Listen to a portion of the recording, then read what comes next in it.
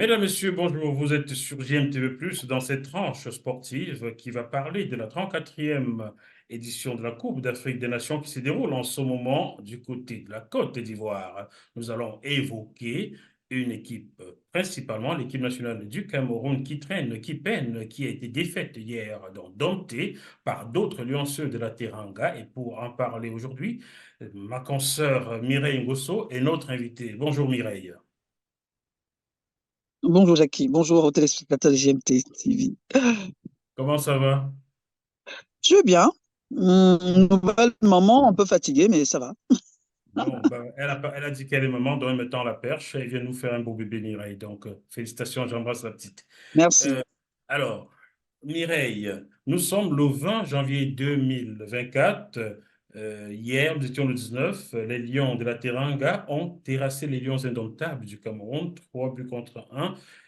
On va se tutoyer parce qu'on se connaît, on ne va pas mentir aux téléspectateurs. Alors, as-tu ri ou as-tu pleuré hier soir?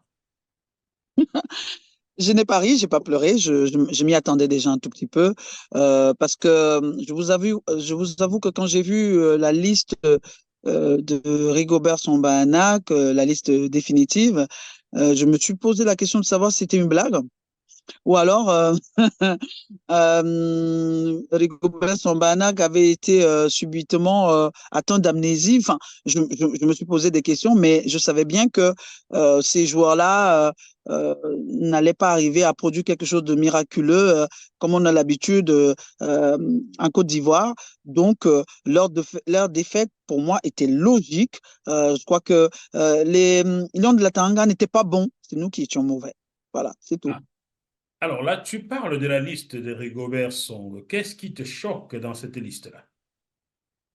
Alors, ce qui me choque, c'est qu'effectivement, vous savez, je vais revenir sur un peu la traçabilité qui est importante dans une équipe de football. C'est-à-dire que quand on a une équipe de football, on commence à la construire. Parce qu'il y a des générations et des générations. Il peut y avoir une belle génération et puis cette génération-là arrive à bout et on recommence, on fait un travail de reconstruction, donc on recommence à construire une nouvelle équipe. Et quand on recommence à construire une nouvelle équipe, on travaille pour avoir des cadres dans cette équipe, c'est-à-dire des personnes de confiance, des personnes qui ont de l'expérience, qui vont petit à petit amener les autres et pour qu'ensemble, ils forment, comment je veux dire, une équipe avec une âme, avec une ambiance, avec, comment je veux dire, un esprit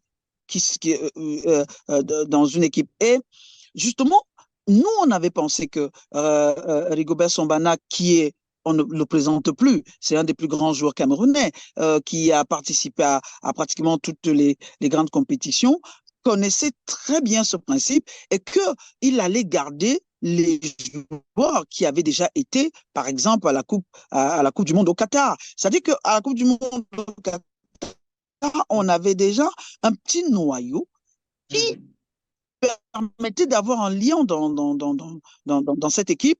Et on s'est dit pour la Coupe du Monde que bon, voilà, c'est pas grave si l'équipe est en reconstruction et on attend la Coupe d'Afrique des Des Nations nations, dans dans quelque 2 ans, temps, en sachant qu'on a déjà un petit noyau. Et oui. comment? Oui, oui, je t'écoute. Exactement. Là, on a des problèmes de connexion. Donc, chers téléspectateurs, Mireille est au bord de la mer à Marseille. Donc, les yachts et tout doivent consommer autant d'énergie. Voilà pourquoi nous sommes coupés. Mais bon, on va retrouver Mireille dans quelques minutes. Mireille, tu nous reviens dès que tu peux. Voilà, on poursuit. On parle donc de la Coupe d'Afrique des Nations. Et le 19 janvier, donc, les Lions indomptables ont été domptés par les Lions du Sénégal, 3 buts contre 1. Une équipe camerounaise quelconque dans laquelle il n'y avait pas d'âme, comme dit Mireille. Voilà, Mireille, on t'a retrouvé, merci. Donc, on avait déjà un noyau lors de ce mondial 2022 et on s'attendait à ce que le sélectionneur, qui est le même, construise autour de ce noyau. Est-ce qu'on peut citer les noms des personnes qui constituaient ce noyau-là, Mireille? Oui, bien évidemment. On a beaucoup parlé de Choupo-Moting, par exemple, au niveau de l'attaque. Euh, Choupo-Moting, pourquoi? Parce que Choupo-Moting, comme je le dis, Choupo-Moting n'est pas Lionel Messi. ça c'est sûr, c'est pas le plus grand joueur du monde, mais c'est un garçon qui avait déjà une telle expérience, il était déjà cadre dans cette équipe, et le Bon. simple fait que Choupo-Moting se retrouve sur un terrain, ça allait mobiliser autour de lui un certain nombre des défenseurs et permettre aux autres de pouvoir déployer le football, de pouvoir déployer des offensives et aller Ouais. marquer des buts. Ça, au niveau de l'attaque. Mais on sait aussi que il y a des garçons comme Gadeux qui manquent à cette équipe. Il y a aussi on a un certain nombre de joueurs au niveau de l'entrejeu qu'on n'a pas appelé, alors que ces garçons-là avaient déjà, je rappelle, réussi à faire un noyau qui était important pour nous, qui nous rassurait, nous, les supporters des Lions Indomptables, et qui nous permettait d'être vraiment dans cette union sacrée pour qu'ils aillent réussir en Côte d'Ivoire. Donc, malheureusement, ces joueurs-là n'ont pas été appelés. Moi, personnellement, ça m'a déçu à la limite dépité. Je me suis demandé si les gens le faisaient par égoïsme ou alors si ils ne pensaient pas que les joueurs en tant qu'ambassadeurs de notre pays faisaient partie de l'intérieur supérieur de la nation. Donc, c'est quand même des choses qui sont déplorables, surtout que, je dis et j'insiste là-dessus, aujourd'hui, l'effectif fédéral au Cameroun, c'est pratiquement tous des anciens joueurs. C'est déplorable. Moi, j'ai eu tellement d'espoir. J'ai eu tellement d'espoir. Je me rappelle encore, j'ai vraiment pas participé aux élections, mais je sais que j'avais eu 2 ou 3 anciens Lions qui sont aujourd'hui dans cet effectif fédéral-là. Et je leur disais, je suis contente. Je suis contente parce que, enfin, vous prenez vos choses en main. Vous Oui. savez quels sont les problèmes des joueurs, vous connaissez les difficultés, vous connaissez le contexte. Je pense qu'avec vous, les choses vont changer. Mais malheureusement, j'ai pas envie de dire que c'est pire, mais c'est pas loin de là. Ben, écoute, tu dis qu'il y a des anciens qui ont pris les choses en main et tu étais contente. Tu leur as dit ce que tu leur as donné des conseils, tu les as félicités. Tu avais grand espoir. Alors, est-ce que le premier d'entre eux était Samuel Eto'o? On va appeler le chef à son nom directement. Je sais que tu es Mais proche de oui, Samuel Eto'o. Est-ce que tu l'as mais oui, félicité mais pour cette oui, aide? mais oui, mais oui, Samuel Eto'o. Alors, Samuel Eto'o, j'ai l'habitude de dire, moi, la première fois que j'ai approché Samuel Eto'o, excusez-moi de revenir là-dessus, ça fait plusieurs années, mais la première fois que j'ai approché Samuel Eto'o, l'idée que j'ai eue après coup, c'était un adolescent. Un adolescent il est resté adolescent, un adolescent qui est émerveillé par tout, qui est émerveillé par le fait qu'on le reconnaisse comme étant Un grand joueur. Comme étant un grand joueur, qui est on a dit ça. émerveillé par Oui. le Comme étant un grand joueur fait qui émerveille le monde du qu'il football.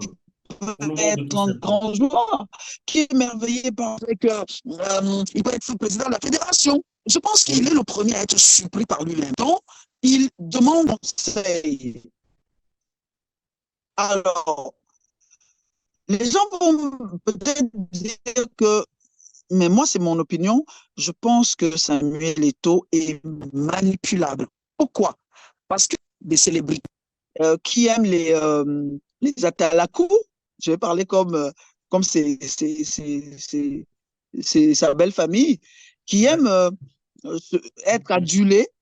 Et Mhm. justement, en aimant être adulé, tous ceux qui savent l'aduler, tous ceux qui savent lui dire qu'il est le meilleur, qu'il est au-dessus, qu'il est le roi, machin, arrivent à le manipuler.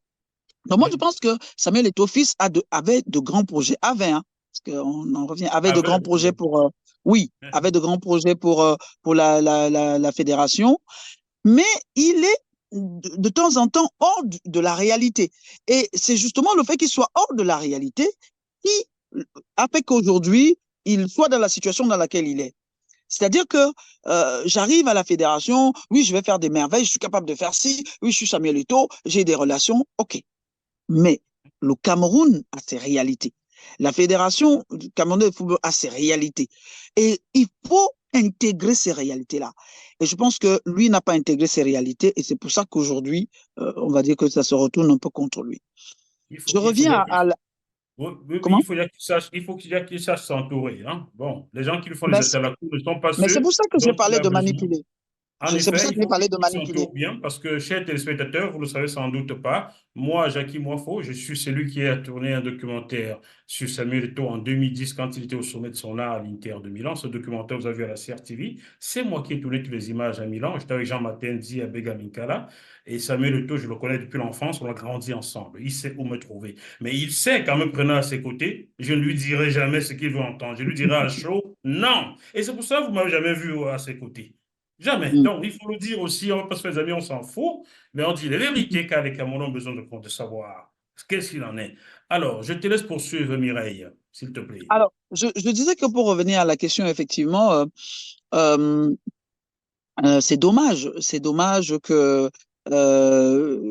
ces anciens lions-là se soient fait, laissés happer par cette dure réalité-là et par tout cet entourage qui est souvent nocif, malheureusement. Mais comme je le disais, le Cameroun a ses réalités. Et quand on parle de football au Cameroun, c'est très profond. C'est très profond.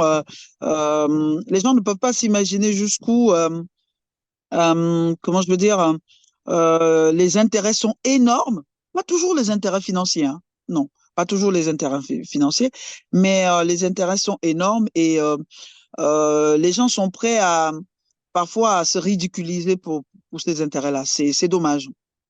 Alors, tu as parlé de la liste qui t'a choqué, une liste qui, franchement, n'augurait rien avant le début de cette compétition, la 33e, la 34e édition de la Coupe d'Afrique des Nations qui se déroule en ce moment. Cette liste-là, on se pose parfois la question de savoir est-ce que c'est Rigobert Song qui la concocte? Qu'est-ce que tu peux nous en dire? Dis-nous, sans langue de bois, Mireille, qui fait cette liste-là?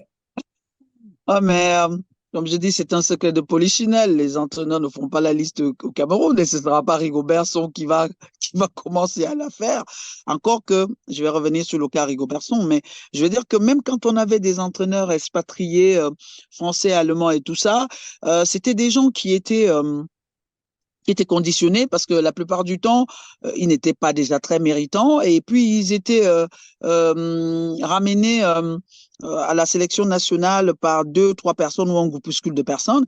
Et ces personnes-là leur donnaient des conditions. Voilà, nous, on te ramène, on fait de toi l'entraîneur du Cameroun.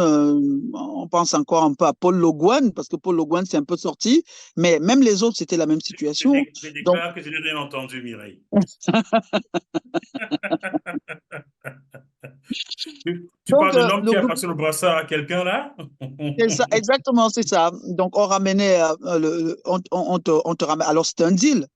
Tu Mhm. deviens sélectionneur de l'équipe nationale. Voilà ce que tu gagnes. On sait qu'à cette époque-là, ils avaient des salaires quand même mirobolants. Il faut pas mentir. Mhm. Voilà ce que tu gagnes.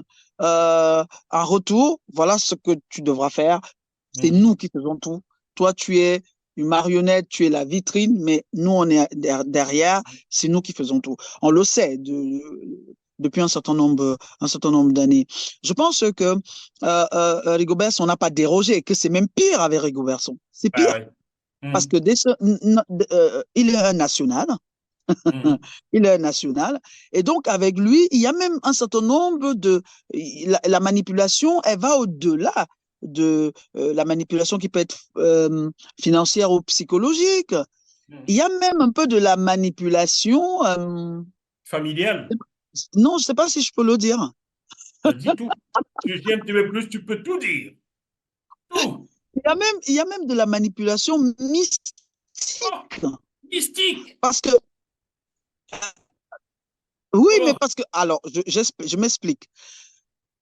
Quand un expatrié, on lui parle de mystique, ça ne rentre pas dans son sillage. C'est pas quelque chose qu'il connaît. Ça rentre pas dans sa culture. Donc, à la limite, il s'en fout un peu. D'accord? Mais Mhm. quand on dit à un noir que, écoute, ceci peut arriver, parce que c'est un peu culturel, on y croit. On y croit parce que c'est un peu culturel. Donc, je pense qu'il y a même cette manipulation. Je sais de quoi je parle. Il y a cette manipulation. D'accord. Et pourquoi je dis que c'est grave avec Rigobert? Il y a déjà cette manipulation en plus. Deuxièmement, il a été lion indomptable. Donc, il sait que même à son époque, il sait ce qui se passait. C'est pas lui Mhm. qui va venir changer. C'est pas lui qui va apporter le renouveau. Parce qu'il Mhm. faisait déjà partie de ce système. Tu vas me permettre de saluer la mémoire d'un sélectionneur camerounais qui, en 1997 et 98, osait dire non. Je parle Feu Henri de Pireux, le Belge.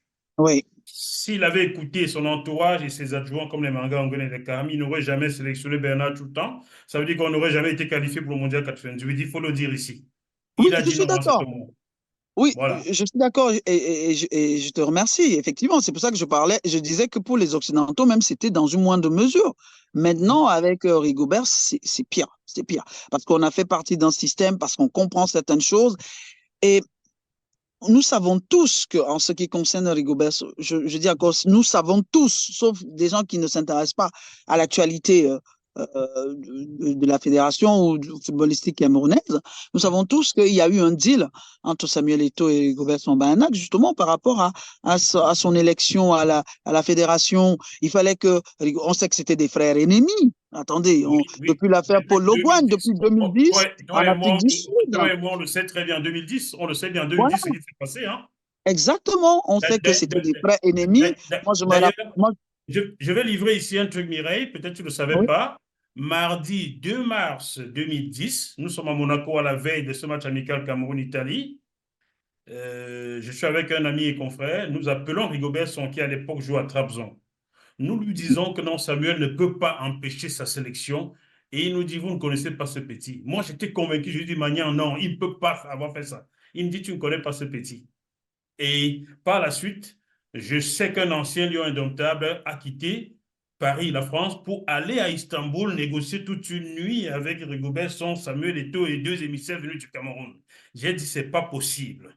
Tu vois, donc, c'était des frères ennemis, comme tu dis, oui. j'allais rajouter quelque chose, c'est que euh, le mal était tellement profond, je me rappelle, quand je parlais des frères ennemis, le mal était tellement profond qu'effectivement, il suffisait de saluer ou de prononcer le nom d'un pour être le poison pour l'autre camp, quoi. Ouais, ouais. C'est moi, j'ai un tout petit peu subi ça parce que à l'époque, j'étais un peu plus proche de Rigobert. Hein. À l'époque, j'étais un peu plus proche de Rigobertson. Et c'était dommage parce qu'effectivement, personnellement, j'avais pas de problème avec Eto'o. Je n'avais pas un problème avec Eto'o. D'ailleurs, moi, je me disais que je trouvais même normal que voilà, que chacun veuille être capitaine, c'est bien, c'est de l'émulation dans le groupe, c'est pas une mauvaise chose à la base. Après, c'est ce qu'on en fait qui est nocif ou pas. Donc, le mal était tellement profond et c'est pour ça que je dis que Rigobert connaît toutes ces choses-là. Il le sait. Quand je l'avais appelé ma modeste personne, parce que je suis rien, quand je l'avais appelé pour le féliciter quand il est devenu entraîneur des Lions indomptables, je pense que je lui avais dit une seule chose. Je lui ai dit, Rigo, je connais quand même ta rigueur. Et je pense pouvoir compter là-dessus, même si je savais à l'intérieur de moi que malheureusement, il allait faire face à un certain nombre de réalités qui allaient être au-dessus de lui. Qui allaient être au-dessus de lui. On l'a dit tout à l'heure aussi. Quand on est à un poste, on peut avoir le syndrome de l'imposteur, mais dans le cas de Rigobert Song, c'est pas vraiment le syndrome de l'imposteur. Dans le cas de Rigobert Song, je crois que lui-même, il se dit, je n'étais pas encore assez armé pour être le sélectionneur de l'équipe du Cameroun. Ah Parce ben, qu'il faut avoir un charisme et des épaules. tu me dis exactement ce que Kima Debolo m'a dit hier soir dans la précédente émission. Il faut avoir un charisme et des épaules.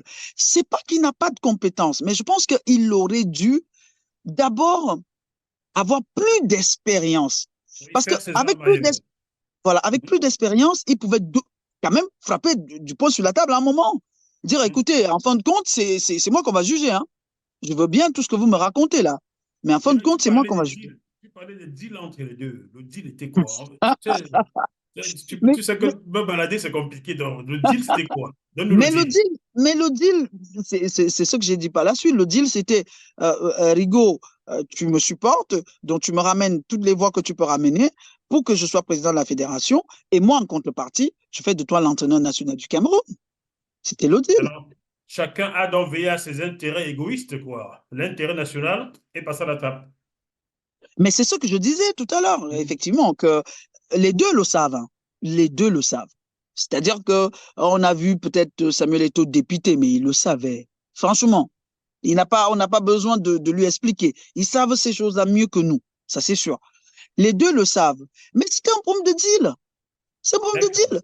Quand j'aspire à quelque chose, je me dis, je vais être président de la République. Je me rappelle encore Kodok, le faux Kodok, qui disait que Quand on quand tombe dans l'eau, bah voilà, on même on s'accroche à un s'accroche même au serpent. serpent. Voilà. Donc je pense que Samy voulait, et je dis encore que je pense qu'il avait de bonnes intentions quand il voulait être président de la fédération. Hein. Je pense qu'il avait de bonnes intentions. Donc Samy euh, voulait bien faire les choses, mais il savait aussi qu'il avait besoin de Rigobertson. Et il fallait que, non seulement Rigobertson, mais il a fait un peu le deal, même avec vous voyez, tous les anciens lions qui sont à la fédération, là, c'est des deals. Des deals, hein, avec toutes ces personnes-là. Mais je pense que les deux savaient que ça passe ou ça casse. Je pense qu'ils le savaient. Et Et là, Rigaud en premier. Si vous avez hein, écouté Rigaud hier, il a dit vraiment, je demande pardon parce que notre équipe est en pleine reconstruction. Même si je ne suis plus là, même si je ne mhm. suis plus là, celui qui viendra après moi devra continuer à construire. Je crois que même lui-même, il sait qu'il n'avait pas enfin, les épaules, D'ailleurs, le charisme je nécessaire t'explique un truc.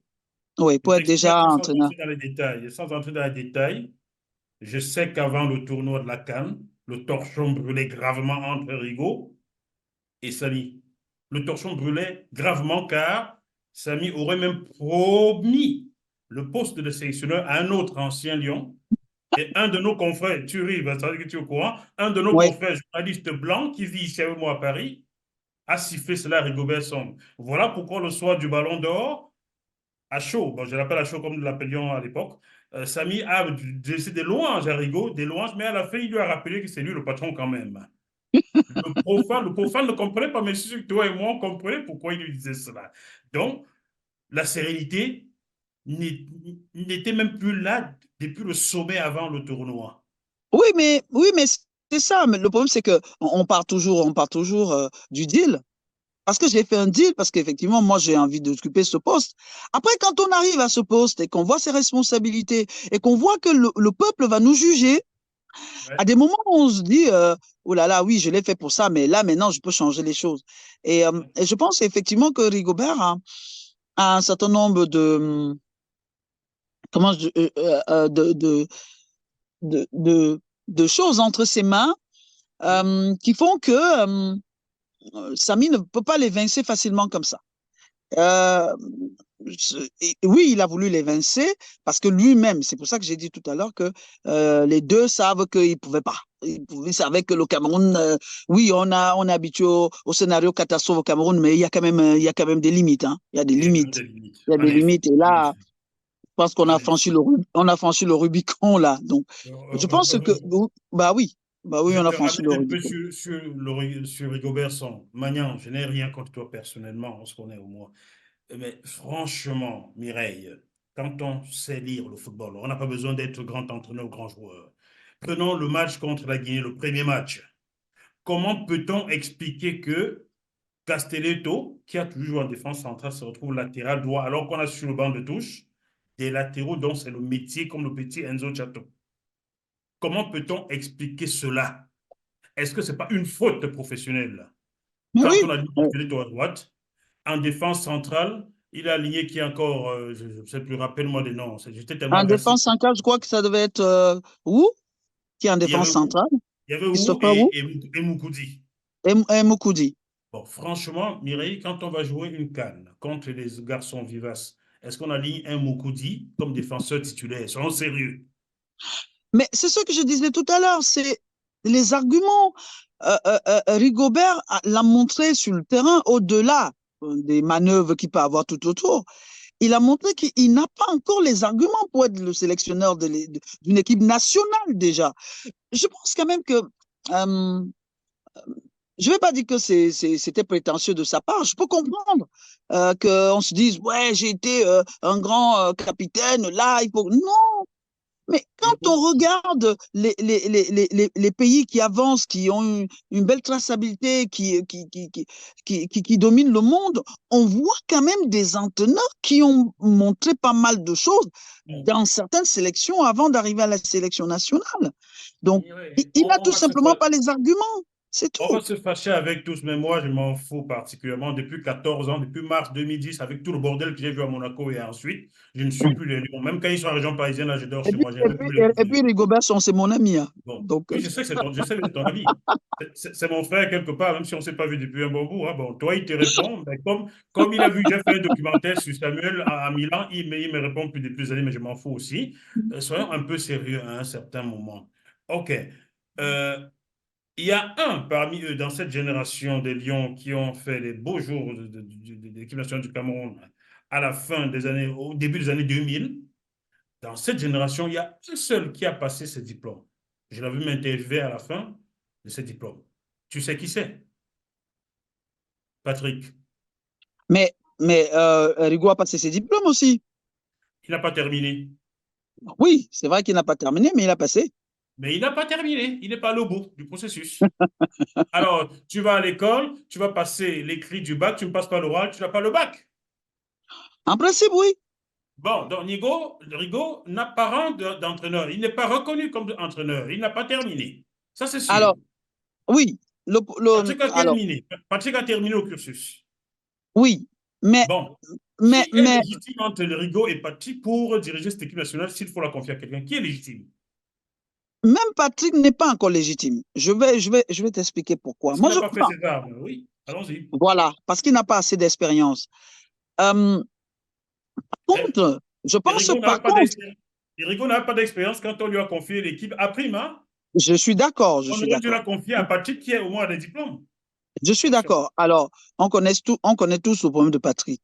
Franchement, C'est quoi son on connaît, problème? le, on connaît son problème. C'est quoi son problème? Grande gueule, oui, on connaît son problème. Voilà, Mais on il connaît faut son une grande problème. gueule à la tête de cette équipe. Oui, mais en attendant, les personnes qui sont chargées de le nommer et qui savent qu'ils ne peuvent pas le manipuler ne vont pas le nommer. Voilà. On connaît son problème, on connaît le problème de Patrick. Donc, le problème de Patrick, Patrick lui-même, il connaît son problème. Donc, bah, s'il ne veut pas résoudre son problème, on ne va pas le résoudre à sa place. Mais il ne En doit pas attendant, résoudre le problème. Les compétents, est-il compétent? Peut-il apporter quelque chose à bien l'équipe sûr, nationale? Qu'on mais, attend. mais bien sûr que Patrick, je disais tout à l'heure que les avantages de Patrick sont énormes.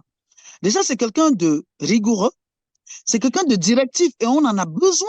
On en a On a besoin besoin. de quelqu'un de directif qui vous dit, oh, laissez-moi vos histoires là, voilà ce qui doit se passer. On en Oui. a besoin à l'équipe nationale, mais bien sûr, indéniablement, franchement, indéniablement, Alors, indéniablement. Mireille, je le dis ici, La que tous les, discipline et machin, c'est ce qu'il faut. indéniablement. Oui, je suis Les complètement. téléspectateurs, je le dis à Mireille, je le dis à vous, Patrick n'est plus mon ami depuis avril 2020. On ne se parle plus. Mais sur le plan professionnel, c'est l'homme qu'il le faut. Je suis prêt à ne plus parler à Patrick, je suis prêt à me battre avec lui s'il le faut, mais sur le plan professionnel, si j'avais le pouvoir de nommer, ce sera Patrick car il a les compétences. Je suis complètement d'accord. À ce niveau-là, rien à redire. On reconnaît à Patrick, bon, je dis encore Patrick est une grande gueule, oui, mais on reconnaît à Patrick un certain nombre de compétences, un certain nombre de qualités Oui. pour qu'un entraîneur doit avoir pour Mhm. être vraiment le maître, pour être vraiment celui qui décide.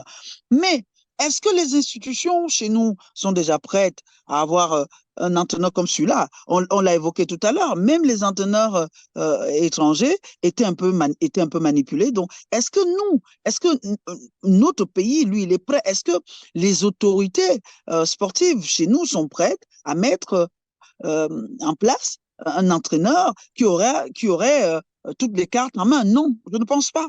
Donc, Patrick, c'est pas pour Malheureusement, il ne demain. travaillera jamais dans son pays. Alors, Patrick, pardon, si tu écoutes ce programme, Mireille, tu te chargeras de lui envoyer, car lui et moi, il me parle plus, il est fâché.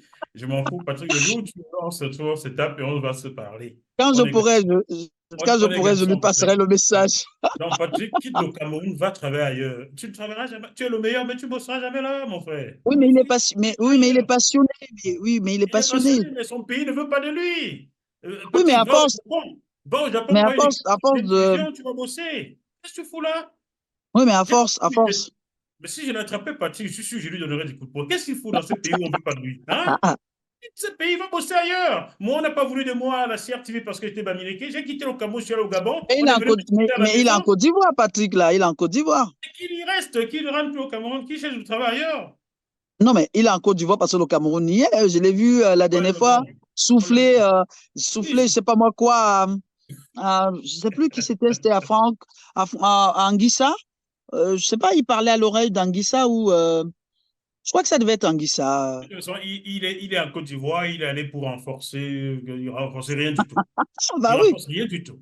Voilà, Ah Samuel ben Eto'o, petit frère, arrête de nous mentir. Tu as mis Patrick pour ne rien renforcer du tout, car si tu ouais, voulais le bien de ouais, l'équipe nationale du Cameroun, tu aurais nommé Patrick Mboma à ce poste et Rigobert son adjoint.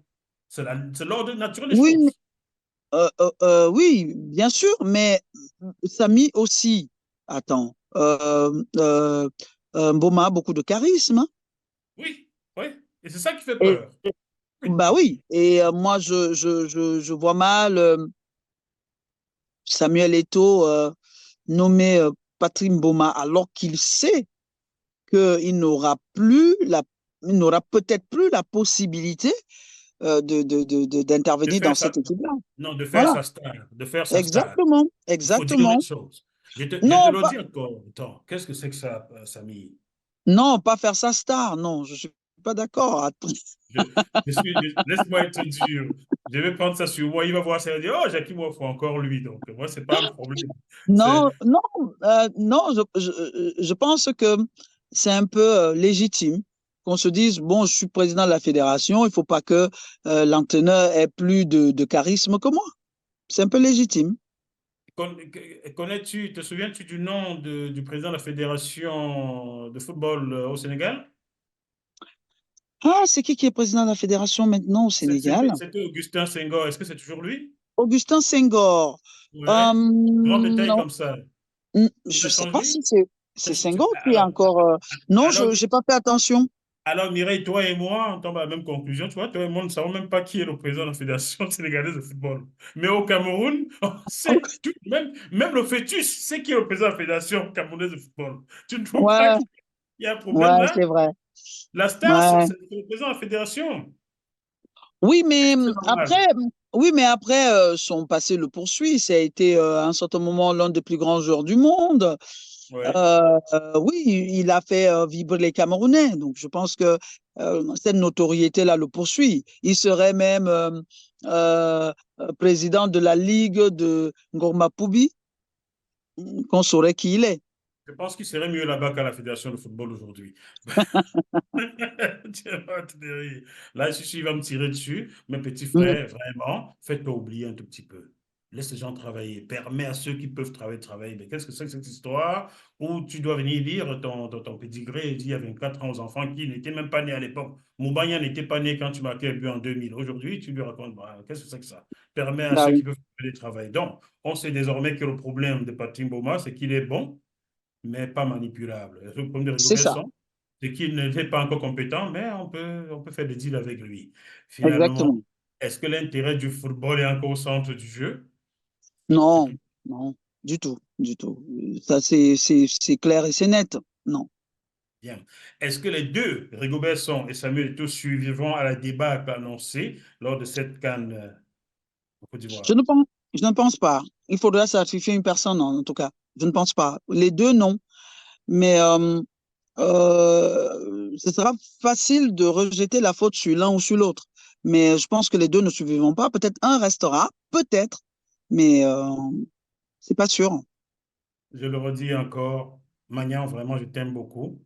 Mais peut-être c'est Samuel Eto'o qui fait aussi la liste des 11 entrants. Quand tu mets Kateto à droite, franchement, quel football tu me joues là? Hein? Quel football tu veux nous jouer là, moyen? Non, C'est soyons ça. sérieux. Soyons sérieux. Non, mais ça Bon, se voit qu'il n'a pas les mains libres aussi, le pauvre. bon, il faut avoir un peu de personnalité quand même, Magnan. Dis donc. Hein? Bon, Mireille Gosso, qu'est-ce que tu veux souhaiter à nos frères pour terminer cette émission?